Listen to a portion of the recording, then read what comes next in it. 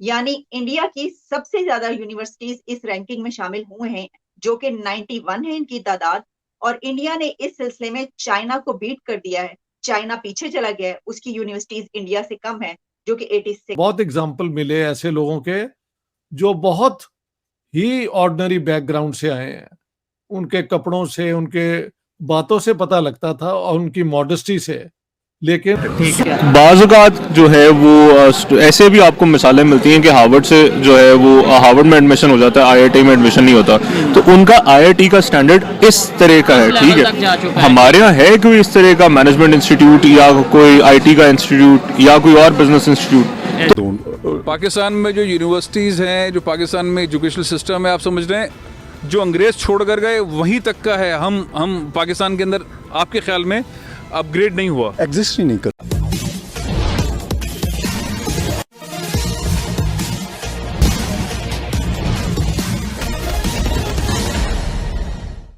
यानी इंडिया की सबसे ज्यादा यूनिवर्सिटीज इस रैंकिंग में शामिल हुए हैं, जो कि 91 है इनकी तादाद। और इंडिया ने इस सिलसिले में चाइना को बीट कर दिया है। चाइना पीछे चला गया है, उसकी यूनिवर्सिटीज इंडिया से कम है। बहुत एग्जाम्पल मिले ऐसे लोगों के जो बहुत ही ऑर्डिनरी बैकग्राउंड से आए हैं।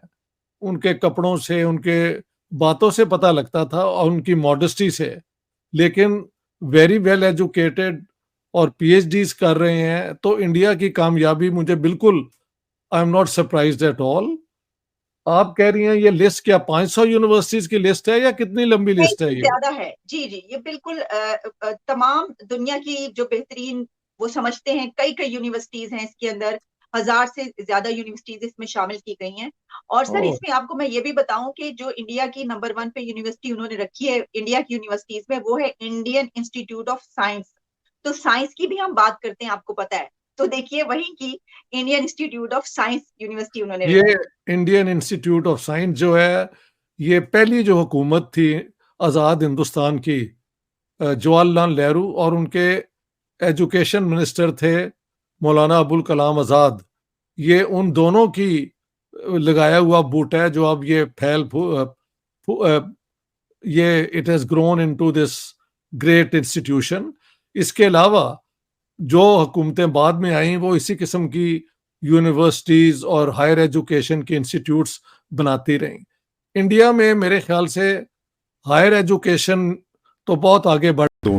पाकिस्तान में जो यूनिवर्सिटीज़ हैं, जो पाकिस्तान में एजुकेशनल सिस्टम है, आप समझ रहे हैं जो अंग्रेज़ छोड़ कर गए वहीं तक का है। हम पाकिस्तान के अंदर आपके ख्याल में अपग्रेड नहीं हुआ, एग्जिस्ट ही नहीं करते हैं। एग्जिस्ट नहीं करता। आप मेडिकल साइंसेज देखें, जिस यूनिवर्सिटी में हूँ, इंडियंस यहाँ हर जगह इंस्टीट्यूशंस में फैले हुए हैं। वो प्रोफेसर्स बने हुए हैं, कुछ लोग तो डीन्स तक पहुँच गए हैं एंड बड़ी बड़ी position. Do you see any Pakistani? No. In my university in basic sciences, जहाँ मैं I am the only Muslim professor, तो उसमें पाकिस्तान को एक बहुत ही रेडिकल चेंज करनी है। एजुकेशन सिस्टम को मॉडर्नाइज करना चाहिए, वोकेशनल ओरिएंटेड कोर्सेज इंट्रोड्यूस करना चाहिए। अगर आप एक लड़का या लड़की एमए हिस्ट्री करती है, वहाँ एमए इकोनॉमिक्स कर, फिर बाद में वो चपरासी की नौकरी ढूंढती है, ये isn't it waste of national resources and waste of our time? आजकल दुनिया चेंज हो रही है, इकॉनमी चेंज हो रही है, आज इस चीज़ की ज़रूरत है दुनिया में।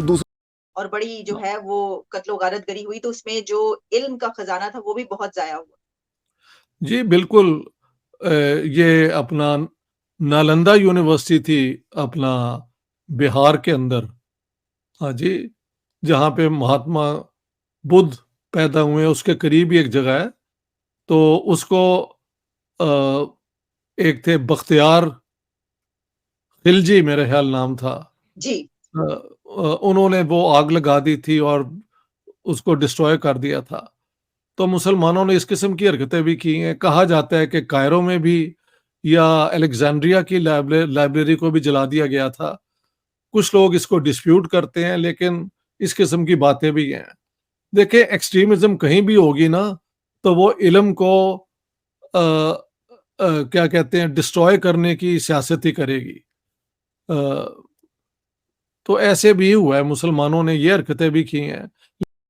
इंडियन एजुकेशन की अपनी क्रेडिबिलिटी बहुत ज़्यादा है। वहाँ पे इंडिजिनस लेवल पे अगर हम लोग एजुकेशन को देखें तो वो बहुत तगड़ी है। मिसाल के तौर पे अगर हम लोगों को बाहर हार्वर्ड मिलता है या किंग्स कॉलेज मिलता है या LSE मिलता है, तो हम लोगों को इंडिया में IIT मिलता है। IIT मिलता है। और मैं आपकी बात को थोड़ा सा काट रहा हूँ, IIT के खुद कई कैंपस दूसरे कंट्रीज, ऑलमोस्ट 11 कंट्रीज में उनके कैंपस खुल चुके हैं। कंपैरिजन बिटवीन पाकिस्तान इंडिया बनता ही नहीं है, क्योंकि उनके अगर आप तमिल और तेलुगु वाले रीजन को देखें, इंडिया का उनका लिटरेसी रेट 90% प्लस है।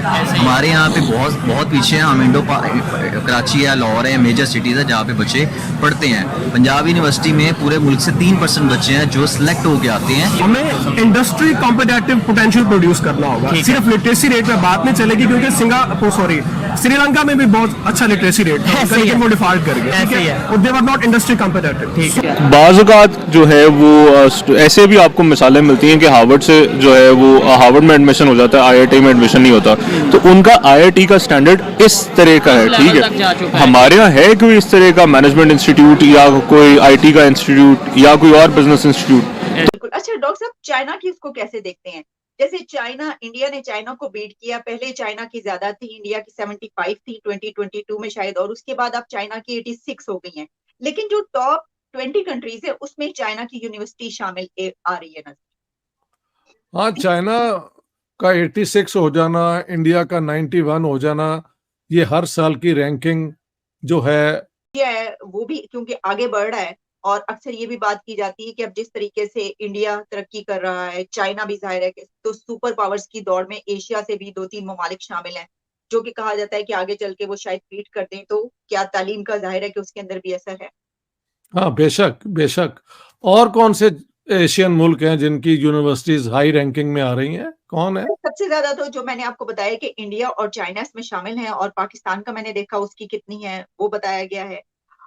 इसी तरीके से कुछ और कंट्रीज भी हैं, लेकिन एशिया की जो है वो सबसे ज्यादा कंट्री बढ़ रही है। लेकिन अभी भी उनको बेसिक एजुकेशन 100% लिटरेसी जो है वो टाइम लगेगा। जब वो हो जाएगा ना, ताकि ये जो गैप है हायर एजुकेशन में और बेसिक एजुकेशन में, ये भी क्लोज हो जाना चाहिए। तो इंडिया बिल्कुल एक कामयाब मुल्क जो है, उसकी बुनियाद उसकी एजुकेशन है। तो ये कंफर्म हो गई बात कि why is India doing so well. जी। और डॉक्टर साहब, उनके IITs की जो बहुत बात की जाती है, तो IITs कई एक शहरों के IITs इसमें शामिल किए गए हैं। जी हाँ, बिल्कुल बिल्कुल। वहाँ से ही तो ज्यादा काबिल लोग वहाँ उनके आते हैं, और वो इंडस्ट्री में और बैंकिंग बिजनेस में उनका जो है वो उनको ओपनिंग्स मिलती हैं, और वो दुनिया में कई जगह CEO भी लगे हुए हैं। तो आप अगर हमसे जुड़ा रहना चाहते हैं तो कृपया मेरे चैनल को सब्सक्राइब करें तथा बेल आइकन भी दबा दें, ताकि नई वीडियो की जानकारी तुरंत आप तक पहुंच जाए। धन्यवाद। जय हिंद।